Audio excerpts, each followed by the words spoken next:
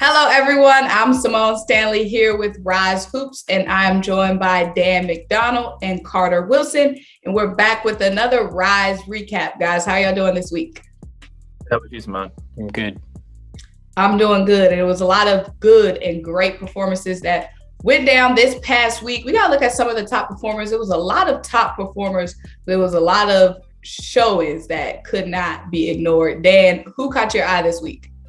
So I went over to Hillgrove last week to watch the Hillgrove Holy Innocents game, and a big part of that was because Caleb Wilson, a freshman at Holy Innocents, kind of been generating a lot of buzz lately. Actually got an offer from Indiana last week, and wow, let's just say it's not hard to see why. I mean, he's 6'7", 6'8" already. He's skilled. He can really finish.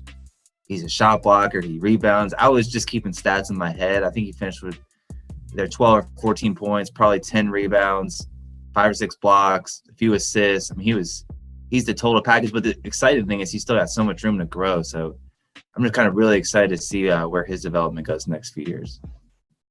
Definitely, for sure. Indiana's definitely a big offer, so that's great for him. For me, I had my eye on Dylan Faulkner. So Dylan Faulkner with Calhoun dropped a huge double-double. Like, it shouldn't even be in the double-double category. He had 32 points, 23 rebounds in their win over Chattanooga. So it was a 62-60 win. They needed all 32 of his points to escape with that win. I've never seen such a high scoring, high rebound. I usually see a high scoring double-double and maybe about 10 rebounds, but 23 rebounds coupled with 32 points. I've never seen a stat like that. That's a pretty overwhelming stat line, especially in a close game like that. Usually you see those numbers in a blowout, but kind of come up in a clutch like that is pretty big. Right. Definitely. So Carter, what was it for you this week? I'm going to go with a couple of unsigned seniors. I'm going to cheat the system here and pick a couple of guys, but McEachern has a couple unsigned seniors that have been really good. They were good at the Wheeler TOC on Saturday and then again this past week, and that's Braden Sparks and Mike Jacobs. Just kind of their backcourt combination there. Braden Sparks has been shooting the ball really well, like probably just as good as anybody or better in the state. I saw him earlier at Holiday Hoops Giving. He shot the ball well there, even though they lost that game. Shot it really well Saturday, like didn't miss. And he gets everything like in the flow of their offense. He's not just out there jacking shots, trying to get his, like he's playing off the ball. He's moving, he's taking screens, like, and you know, they're calling plays for him, which they should at this point, like the way he's shooting the ball. And then Mike Jacobs has been really good too. He's kind of running the show for them, but he gets to the rim, and the finishes that he was making on Saturday were incredible. Like left-handed, he was picking the right side of the rim. If he needed to go under to avoid a shot blocker, he was doing it. And then I think he had like 25, 26 points again on Tuesday. So, I mean, those two guys have been really good, probably guys that college coaches are going to want to get out and see at some point.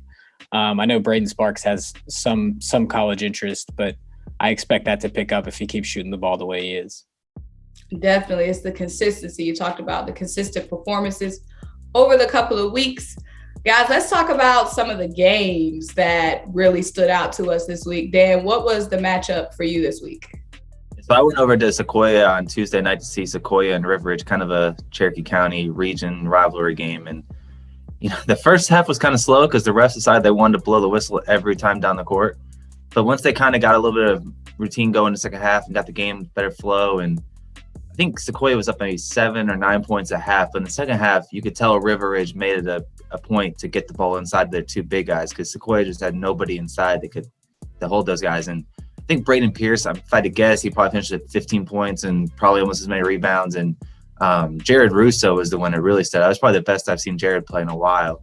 6'9", big guys still unsigned, and Braden's unsigned too as a 7-footer, kind of getting a lot of D1 interest. But Jared was, I mean, it was rebounding, it was blocking shots. He had some nice cuts to the rim, just some really crafty finishes, you know, just in traffic. And those two just kind of, and the funny thing is their teammates wouldn't throw them the ball inside, but whether it was Jared throwing it into Braden or Braden throwing it into Jared, they kind of had it working between the Twin Towers, and it was kind of fun to watch. And that was why I think they were able to pull out that big region win the other night. Definitely. You talk about that big region win. I want to talk about another big region win. It was Creekview over Johns Creek at home. So Creekview got a 65-52 win.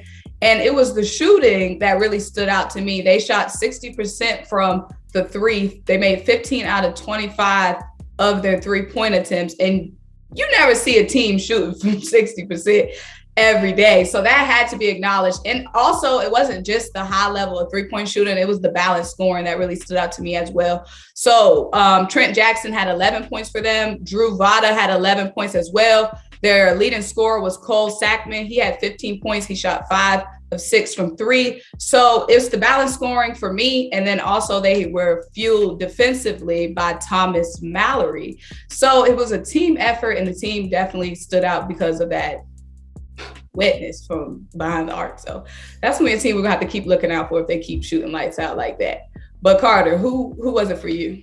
Yeah, shooting 60% is going to win you a lot of games from 3. So it doesn't surprise me that they won that game. I'm looking at Columbia and Pace, a rematch of the 2A state title game from last year. I think if you came into the season, not a lot of people may admit it, but they probably had already marked down Pace Academy to win another state championship. They're like, okay, it's going to run through 2A, another state title, this, that, the other, and that's going to be it. Columbia kind of put a stamp on, like, hey, not so fast. Like we're still here and we can still make some noise. And they got a really good win in a close game. Mason Lockhart was really good. He's kind of their feature guy there in the middle. But I just think it's an important win. I think it's even an important win for Pace. Like, it gives Charmin White some bulletin board material. Like, hey, you guys aren't, completely bulletproof here. Like, there's teams that can still beat you. So I think it's an important game for Pace, and I think it's also an important game for Columbia and everybody else in 2A, realizing that, hey, we may have a chance to win a state championship here.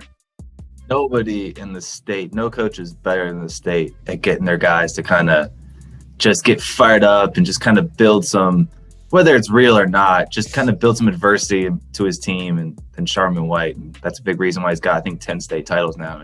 And like you said, I know he'll use it for sure. No question. I think we all need to make it a point to be at that next region matchup between those two. Definitely. So we're looking ahead a little bit. Let's talk about next week. So what are the matchups that you guys are looking out for coming up? Yeah, so I would like to start with the Hawks Naismith Classic this weekend. Tons of good matchups, whether it's boys or girls. They did a really good job of filling both sides of it. And for me in particular, that Newton Greenforest game is going to be interesting to me because Newton's, the key to their team is their guard play. There's nobody in the state that's got a deeper backcourt than they do, with Stephon Castle, Ja'Kai Newton, Marquavius Brown, Marcus Whitlock, and they even bring some guys off the bench that can really play. So that, as opposed to what Greenforest has, they got the 2 7-footers inside that can protect the rim with the best of them, and they have good guards too with Jalen Forrest and Florian Tenebe and the rest of their crew. So that to me will be an interesting matchup of can they keep Newton out of the paint, and is their length inside, does that mess with their guards to the point where they can make it a 4th-quarter game and potentially pull off an upset. Definitely be looking out for that. Carter, what about you? Yeah, I mean, I've definitely been impressed with Greenforest guards, like Dan said. I mean, the 7-footers get the love there, but Florian Tenebe has been really good this year. Caleb Smith is another guy that's been good. Jalen Forrest, obviously, has been a name for a while. So, I mean, that group's impressive. I'm going to go to Saturday at the same event, and I'm going to go with another rematch of a state title game, and this time it's Berkmar and Milton. Milton had a little bit of rust that they had to knock off, and for coming off last Saturday, and they definitely did that by putting up 96 points on Tuesday against Etowah. So, I mean, it didn't take them long to get back in the flow of things. I think Bruce Thornton's going to remind people that he's still the man in the senior class of Georgia. Like, he's the guy. So I think that he's out to prove that he can score it. I think he's out to prove that Milton's still the team to beat. And then you throw in guys like Kanan Carlisle, who have offensive firepower and are so good defensively, and Chase Cormier, who can shoot the ball just as well as anybody in that senior class. Their guard play's been really good. Seth Fitzgerald's been kind of their unsung hero. He was really good last Saturday and then good again Tuesday. So, I mean, it's definitely a matchup that I'm looking at. Berkmar is always tough defensively. They try to make it a grinded out game like they did in the state championship. It just came up a little bit short last year. And this is a game that they definitely had really marked on their schedule. Like, hey, we're out to get revenge for that. Definitely. Like Dan said, it's a lot of great matchups, boys and girls at the Naismith Classic. For me, I'm going to be looking out for Cale against Sandy Creek. So those are 2 teams that I haven't seen play yet. this season. We saw a lot of Kale in the Ryze Hoops Fall League. They looked like they had a lot of their momentum and juice going. A lot of people were wondering what they were going to look like without Scoot. They added in a huge transfer in Peyton Marshall, and he looked really good, really dominant down low in the Fall League. I haven't seen Sandy Creek play this year yet, but I've heard a lot of great things about them with Amari Brown and Micah Smith. So those are two teams that I want to get a preview of at the Hawks Naismith Classic, which I think everyone is looking out for that this weekend. So guys, that was some great stuff. A lot of guys we're going to be looking out for continuously. A lot of great matchups that went down this past week, triple-double, a lot of close games, upset with Columbia over Pace. And then we got a great weekend of matchups coming up this weekend. So Dan Carter, thank you so much for joining us today. This is another great edition of the Ryze Recap. I'm Symone Stanley, and thank you guys so much for joining us today. Thanks, man.